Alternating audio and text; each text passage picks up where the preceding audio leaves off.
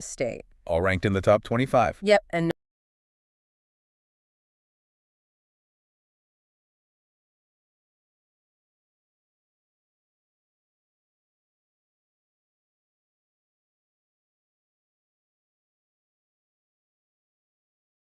get ready to deep dive into college football because things are getting wild. Called an understatement. We've got upsets and controversial plays and... Don't forget the coach recovering from a turkey attack. Oh, yeah. That's right. It's nuts. This season's been anything but predictable, so we're going to unpack it all. Yeah, we'll dive into that shock and nod drama and that cheese bowl. Oh, and of course, the Heisman race is already heating up. Definitely. Plus, we got to talk about Arizona State. What's going on over there? Dial-up internet. Seriously? Apparently. Who knew that could be hazardous to your health? You're telling me. But before we get into all that, let's look at the standings. Okay, lay it on me. Georgia Tech, UCF, Virginia Tech, Houston, all undefeated. Strong start for them. Then we got Missouri, Cal, SMU, and Arizona State. All ranked in the top 25. Yep, and noticeably absent. Florida State. Ouch. That's gotta sting. They're definitely feeling the heat right now. Yeah, no kidding. Okay, let's rewind to week 0. Week 0. The calm before the storm. Right. Seemed like a pretty straightforward warm-up for most teams. Yeah, everyone snagged those decisive victories. But anything stand out to you? Oh, absolutely. You can't ignore UCF crushing their rival Florida 77 to, what was it, 17? Yikes. That's brutal. Talk about a statement win. They're not messing around this season. No kidding. They came out swinging. And then there was Georgia Tech taking down Auburn. 49-10. And you know what makes that even more interesting?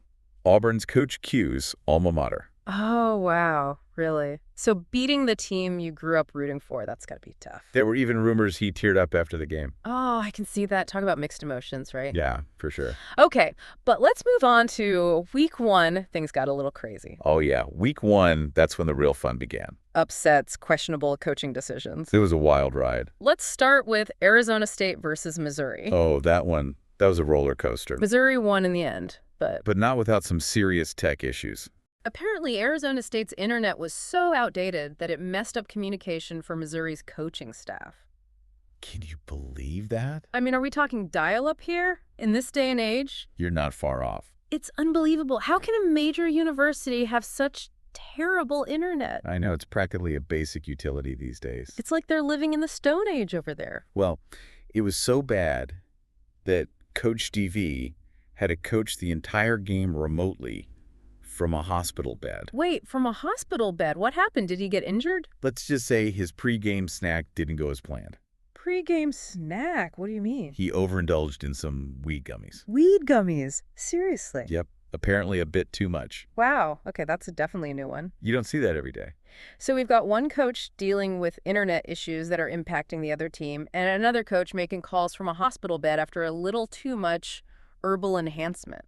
It makes you wonder how all this affected the players you know. Yeah, did they feel like they were at a disadvantage? Or did they rally around the weirdness and use it as motivation? It's definitely a unique situation, that's for sure. Absolutely. Okay, but the Missouri-Arizona State game wasn't the only one that had people talking. Oh no, not even close. The Houston-Florida State game also delivered some drama. Houston won that one 41-20, but it was a wild ride getting there. That's right. Wasn't there some crazy play with a muffed punt? Oh yeah, one of those plays where you just have to watch the replay a few times to figure out what even happened. Like, who even ended up with the ball? Exactly. But what really got people talking was Coach Austin's decision to run shock and nod in a close game. Shock and nod. That name alone sounds intense. It is. It's a high-risk, high-reward play. The offense goes all out to try and catch the defense off guard. So if it works, it's a game changer. But it can also backfire big time. And in this case, a lot of people felt like it was disrespectful to Florida State. So it wasn't just about the play itself, but the context? Right. Like he broke an unwritten rule of sportsmanship.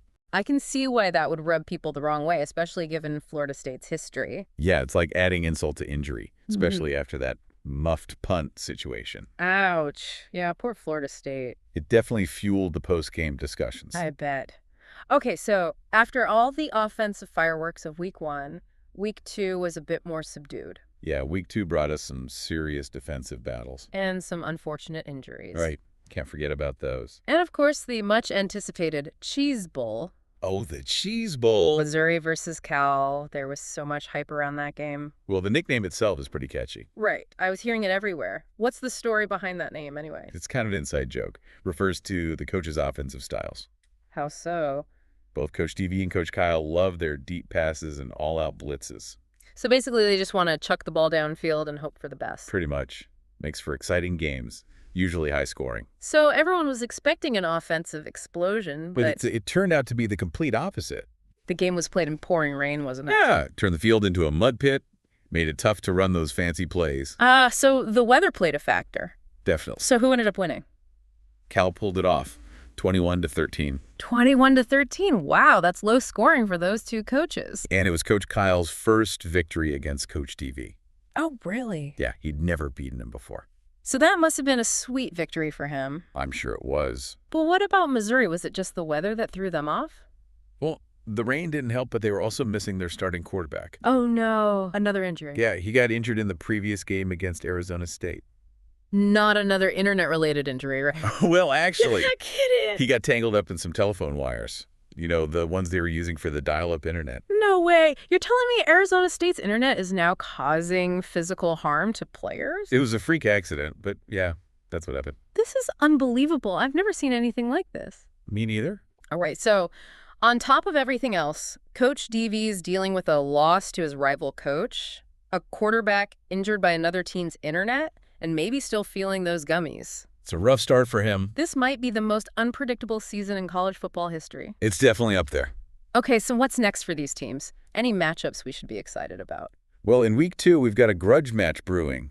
SMU versus Georgia Tech. Ooh, that'll be good. Coach Cod will be out for revenge after losing to Coach Q earlier in the season. I bet he will. He doesn't like to lose. And then in week 3, Coach Ryan is returning to Virginia Tech to face Arizona State. Oh, that's right. He's back at his old stomping grounds. Hopefully, Arizona State will have upgraded their internet by then. Fingers crossed. Wouldn't want to see any more internet-related injuries. And, of course, the big one, the week 3 showdown between Georgia Tech and UCF. Yes, the battle of the undefeated. That's going to be a must-watch game. It could very well determine who stays at number 1.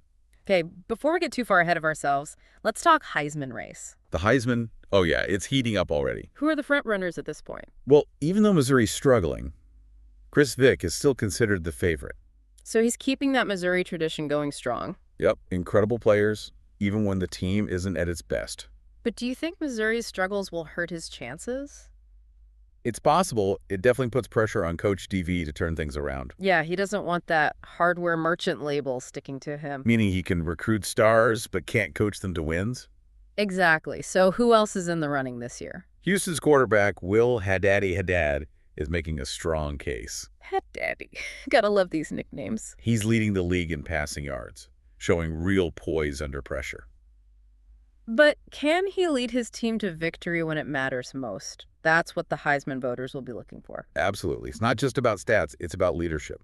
What about any under-the-radar players? Anyone who could come out of nowhere? Well, there's Gabe Chisholm from Virginia Tech. He's got a lot of potential. So he's a bit of a dark horse candidate. Yeah, he could be a game changer, but he needs to find more consistency. So he's got the talent, just needs to put it all together. That's right. Well, it's amazing how quickly things can change in college football. 1 minute you're unknown, the next your household name. So besides Vic and Haddad and Chisholm, anyone else we should keep an eye on? Oh, absolutely. Yeah. We can't forget about Reggie Sharp and Titus, Wine Mixer, Catalina from Georgia Tech. Wine Mixer, another great nickname. What is it with these names? They're both dynamic players. Yeah. Could easily be in the Heisman conversation if they keep playing at this level.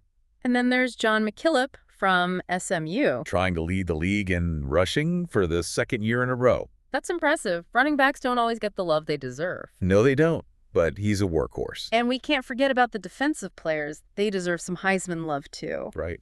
You got Gabe Blunt from Missouri, former Heisman winner. And now he's leading the league in sacks, showing everyone he's still got it. It's amazing to see a player like that, even after winning the Heisman, still playing with such intensity. He's proving that defense can be just as impactful as offense. This Heisman race is shaping up to be one for the ages. It is. We've got offensive stars, defensive stars, established names, potential breakout candidates. It's anyone's game. And we're only 2 weeks in. I know. It's crazy to think about what the rest of the season holds. It really does feel like we're just scratching the surface of what this season has to offer. Absolutely. And that's what makes it so exciting. Couldn't agree more. We're in for a wild ride, that's for sure. You got that right.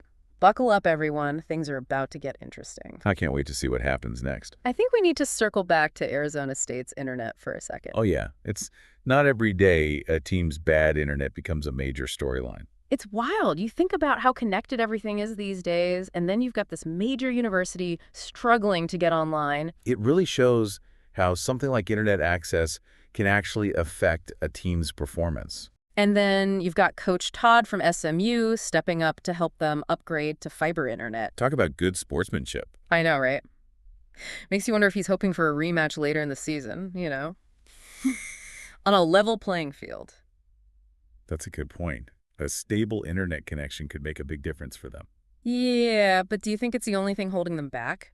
Probably not. I mean, they lost to Missouri pretty badly. Right, so maybe there are some underlying weaknesses there, too. Exactly. It's not like internet access is a magic bullet or anything. Okay, but enough about Arizona State's internet woes. Let's talk about the matchup everyone's been waiting for. Georgia Tech versus UCF. Two undefeated teams, two high-powered offenses. This could be a preview of the national championship game. So what are you looking for in this matchup? Any key players or strategies we should be watching for? Well, for Georgia Tech, you got to watch out for Reggie Sharp and Titus Wine Mixer Catalina. Wine Mixer, love it. Sharp is a running back who can just explode for a big play at any moment. And Catalina. He's a dual-threat quarterback, can beat you with his arm and his legs. Sounds dangerous. So Georgia Tech has a pretty scary offense. Yeah, they do. What about UCF? What's their secret weapon? UCF is more about efficiency and teamwork. So they don't have any standout stars. They have a solid quarterback, a strong running game, and their defense is tough. So they're more well-rounded. Yeah, exactly. Yeah. They might not have the same star power, but they're incredibly disciplined. It's like the unstoppable force versus the immovable object. I can't wait to see how this one plays out. Me neither. Okay, but while we're talking about potential championship contenders, let's not forget about the individual awards. Right, the Heisman race. Chris Vick is still the front-runner, but could his team's performance hurt his chances? It's definitely possible if Missouri keeps struggling. And if that happens, who do you think could challenge him? Will Haddadi. Haddad from Houston is looking strong. He's got those big stats. And if Houston keeps winning, he'll be hard to ignore. But what about those under-the-radar players? Could someone come out of nowhere and make a late-season push? It happens every year. That's what makes the Heisman race so fun. So is there anyone you think could be that guy this year? Well, Gabe Chisholm from Virginia Tech is interesting. He's got the talent, but needs to be more consistent, right? Exactly. It's crazy how much one player can change a team's fortunes. That's the beauty of college football. So much can happen between now and the end of the season. You never know who's going to step up and become a star. And with that in mind, let's look ahead to the rest of the season. Okay, what are you thinking about? I'm curious to see how these coaches handle the pressure. The coaches, yeah, they're the ones calling the shots. Exactly. Can Coach DV turn things around at Missouri? Can Coach Todd build on Coach Kyle's legacy at SMU? And what about Coach Ryan back at Virginia Tech? Can he stay healthy and lead his team to a championship? And Coach Q at Georgia Tech, can he handle the pressure of being #1? So many questions. So much potential for drama. And then you've got those under-the-radar players just waiting to break out. Every team's got at least one guy who could become a star. It's exciting. So much talent, so many possibilities. I can't wait to see how it all unfolds. Me neither. What are your thoughts? Which teams have impressed you so far? Which players have caught your eye? And what storylines are you most excited about? Let us know. We'd love to hear your predictions. 2 weeks in, and we've already got so much to talk about. I know, right? It's crazy. It's like every game's a chapter in this bigger story that's been going on for years. And each season adds a new twist. Like that cheese goal nickname. It's not just a funny name. It's about the coaches, their styles, their history. It gives the game another layer of meaning. Totally. And it shows how the past is always there in college football. Right. Those traditions and rivalries, they connect us to something bigger. It's a sense of belonging, you know? It makes me think about Missouri. They haven't always been a powerhouse. But they always have these amazing players. Like Chris Vick, Gabe Blunt. What is it about Missouri? I think it's their culture. They're really good at finding and developing talent. But it's got to be more than just recruiting, right? It's about creating the right environment where players can push themselves. And they've got a history of producing players who are good on and off the field. Absolutely. It's about character, too. So even when they're not winning championships, they're still building something special. And that's something all fans can appreciate. Exactly. At the end of the day, college football is about more than just wins and losses. It's about the journey, the passion, the pursuit of excellence. Well said. It's something that brings us all together as fans. It really does. Well, I think it's safe to say we're in for one heck of a ride this season. Oh, yeah, no doubt about it. So much talent, so many storylines, so much potential for the unexpected. And that's what makes it so exciting. You just never know what's going to happen next. To all the college football fans out there, get ready for a season of surprises, heartbreaks, and triumphs. Anything is possible, that's for sure. We'll be here every step of the way, breaking it all down for you.